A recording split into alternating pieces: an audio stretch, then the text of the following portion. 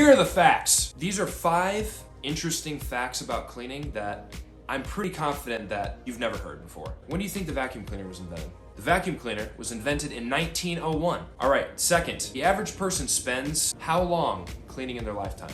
6 months. It seems a little low to me. I feel like you'd have a dirty house.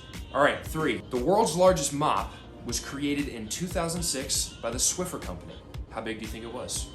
It was over 30 feet long and weighed over 500 pounds. Seems like a waste of time to me.